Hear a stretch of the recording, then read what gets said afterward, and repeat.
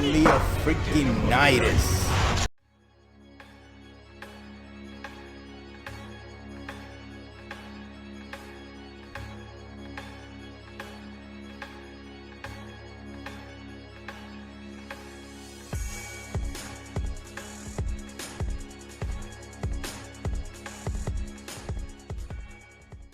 Hey, what is up, you guys? This is Silverfang, and today we're gonna be reacting to a video called the top 10 moments of Fate Grand Order Babylonia. And this just popped out in my recommendations, and I thought it would be pretty cool for me to react to it, because since I didn't get to react to the anime on the channel, might as well react to this, give you like a little bit of a sneak peek, kind of say, or a taste or of how I was reacting when I was watching these episodes. I saw this anime when it was first coming out, when it was being released weekly. So yeah, like I saw them one at a time, and that was right around the time too when I had just started to get into Fate. So I was like trying to catch up as soon as possible. I remember I saw Fate Zero, and then right after I saw Unlimited Blade Works, and then right after I saw the Heaven Sphere movies, and then right after I saw, and I remember I watched all the animes in like the span of maybe like 3 weeks at most. Like I was really trying, and like with work and everything, like I was trying. Not even, I think it took me 2 weeks to watch all the animes. And when I finally got to Babylonia, it was getting released weekly. I remember when I first started watching it, it was, I think, almost ending. It was like an episode like 18 already, and I saw all of those, and I couldn't wait for the rest. And I was like, oh my god. And yeah, I kept watching it weekly until it ended. So, and I really enjoy this anime. So it'll be nice to watch this video and show you guys kind of, and it'll be fun to see like if their top moments coincide with my top moments, or if they feel like if they put something too early or too late. I don't know. Let's just go. Please hit the like button, please hit the subscribe button. It'll really help me out a lot. With that being said, let's jump right into the video.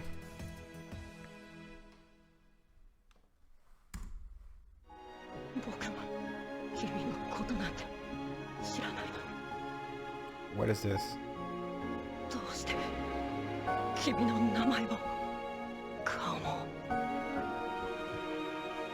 Oh, this is when, oh yeah, I remember. That's when she sacrificed herself to save Enkidu. Yeah, that's true. Well, not Enkidu. What was his name? Kingu. That was his name. Yeah, so it was like something. This was pretty emotional. This was like when she said something along the lines of like, I will sacrifice myself for you because you look like Enkidu, and even so, I know you're not him, but you still look like him, so I want to help you. Something along those lines. That was pretty cool. It was one. That was one of the most like. That was like one of the most like touching moments of the anime. I'm surprised it was 10.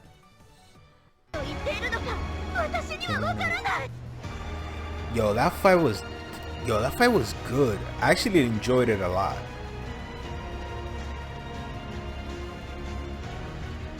And Mash is OP as hell by this point.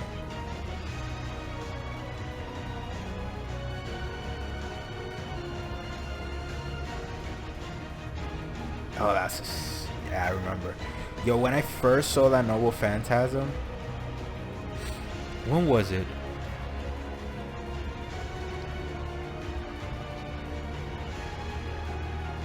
When was the first time I saw this Noble Phantasm, now that I think about it? I think it was in this, yeah, I think it was here.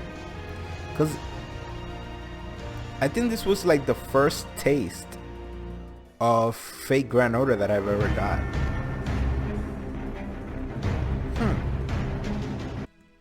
yeah, I think this was like the first taste of Fate Grand Order that I ever got which watching this anime. Is that right? Did I start playing the game beforehand? Huh. But yeah, I think now that I think about it, yes, I think this was the first time that I saw the Noble Phantasm, but I also remembered because she called it Lord Camelot, and I knew for a fact. And back then I had no idea that Mash was like a servant human. Well, not servant. Yeah, she's kind of like a servant human hybrid. So I didn't have any idea. Like I didn't know anything about that. So I was wondering how she was connected to Arthur as soon as I heard the name of her Noble Phantasm. I remember wondering that, and then I found out the rest of the stuff. And yeah, and to be honest, I don't know much in terms of the events that occur in Camelot, because I purposely tried to avoid that singularity since I knew the movie was coming out. So I pretty much finished it in the game, but I kind of like skipped through all the dialogue. I just did the missions and that's it. So even as I've learned of like the rest of the arcs, like End of Remnant, what was it the Lost Belts, all of that, I've watched videos on those things, some of those things, but I've purposely stayed away from the Camelot singularity. So yeah, like thank God too, because I knew I found out about the movie pretty close to where I think I was like a singularity beforehand, because I remember finding out about the movie and then reaching the singularity in the game, and I'm like, I'm gonna just skip through all of this. I don't know, it's just like I made a judgment call and I was like, okay, I'm gonna just stay away from this. And even though I have heard stuff, like, because obviously you cannot stay away from it forever, like I have heard stuff from other people on like everything that goes on in Camelot, but honestly, I know some of the things that happen, but overall I'm blind. I'm unaware of any events that occur. Oh, and then I just also, now that I see Solemn was pretty freaking awesome, and hopefully it gets animated soon, because that singularity was freaking fire. But I thought this was like Babylonia. What's going on here? Oh, I love this moment. Oh, that's dope. Never mind about what I said in the first one. This is one of the most touching moments of freaking Fate Grand Order, Babylonia. This was definitely one of the most like heartwarming moments of the whole series. That was awesome.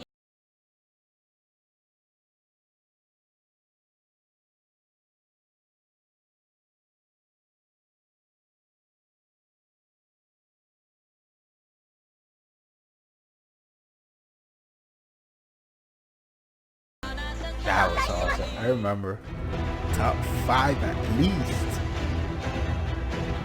I'm wondering what they have like before they, like after this.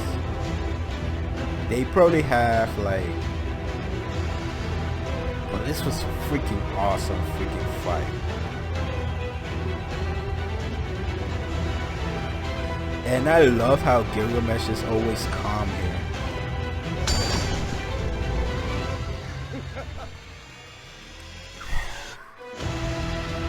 this was an amazing fight.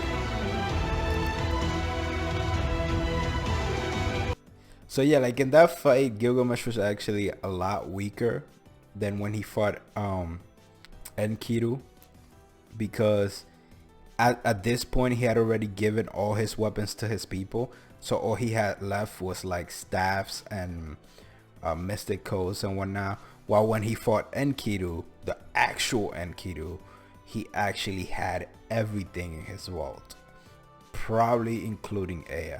I don't know. I don't even think he will give Ea away, to be honestly. Like, why?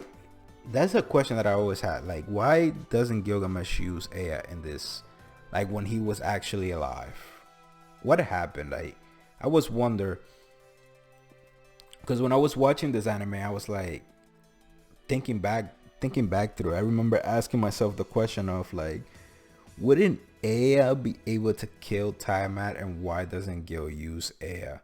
And I don't think like Gil will give Ea away. So like, oh no, is it, or did they give a reason? I think they actually did give a reason. Wasn't it like because he wanted the humans to fight with their own weapons, while Ea is like a creation of the gods or something? Maybe that was why he didn't use Ea. I think they gave something along those lines. I don't remember. My man Leo freaking Nidus. Yes, yo, Leonidas, man.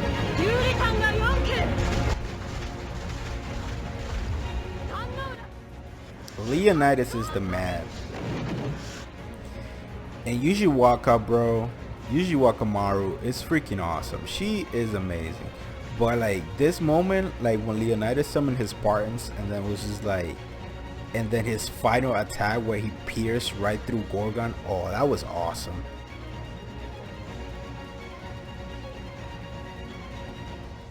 If you've been with the channel for a while, you will know that like Leonidas is one of my favorites, like my favorite heroic spirits.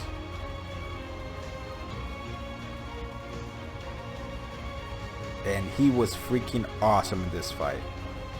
And then Yuji Waka, she freaking, that was awesome. I remember reacting to that fight too.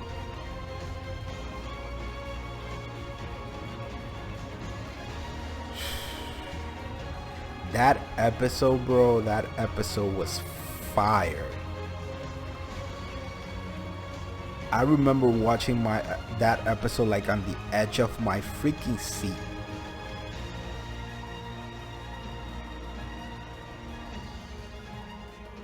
Yo, I'm honestly think like after this video I'ma go and rewatch this anime.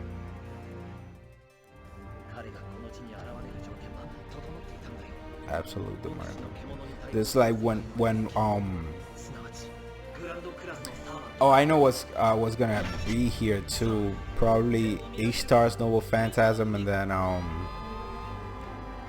Kotsuko Ado's Noble Phantasm. Oh, don't tell me they're gonna cram it all into like, oh, don't tell me they're gonna cram it all up into one spot.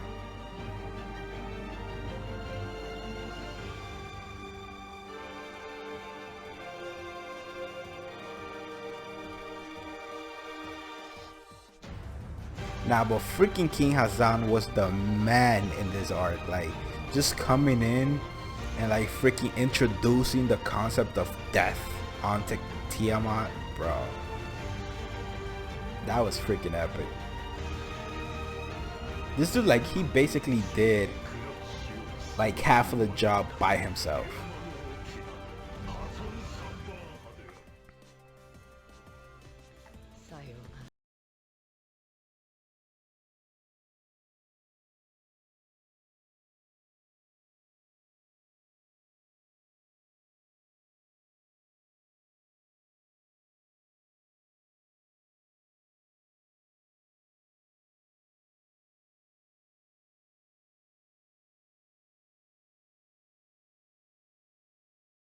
I've only watched this anime one time, which on retrospect I should have probably, It's just that Fate has so much stuff that it keeps me really busy.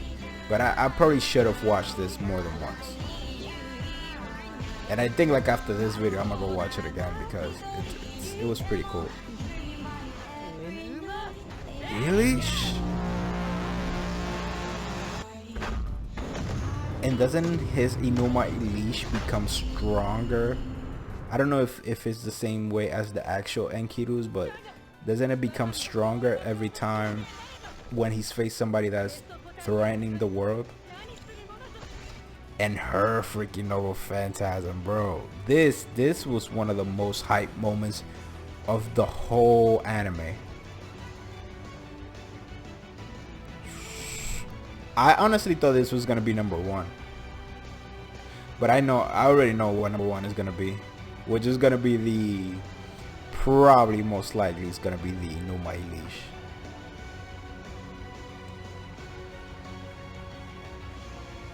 But I thought this was gonna be number 1 and Inuma Elish was gonna be number 2. And surprisingly, Ishtar's Noble Phantasm wasn't in this.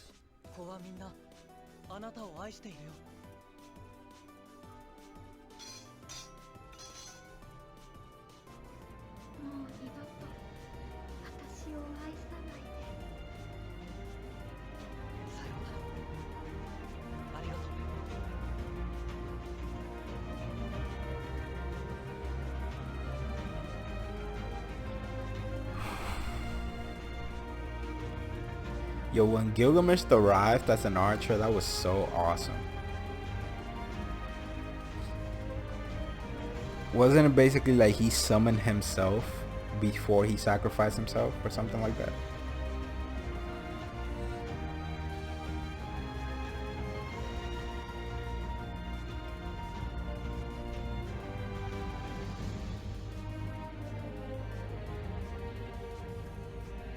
They kind of gave an explanation. It was like he summoned himself right before he died.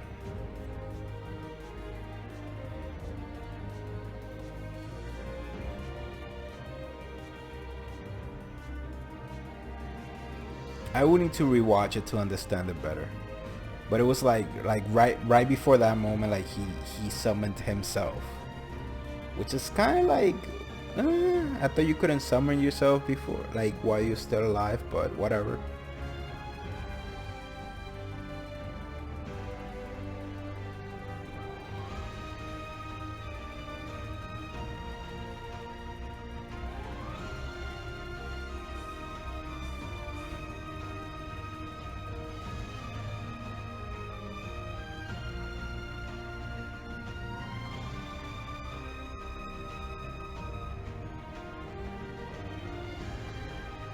Here we go.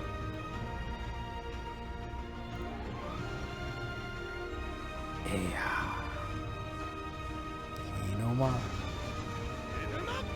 Yes. One of the most epic, if not the most epic, Inuma Elish of all times. This was actually pretty good. Yes, guys, like, subscribe, like and subscribe. Yo, this was honestly good. And since I wasn't able to react to the anime on the channel, this was perfect actually. And I think I'm actually gonna go back and rewatch it, because not watching this, I realized there's a lot of stuff that I didn't remember. So I'm actually gonna go back and rewatch it. So if you enjoyed the video, hit the like button, hit the subscribe button. This was an awesome video to watch. And as I always say, have a nice day. Catch you guys in the next one.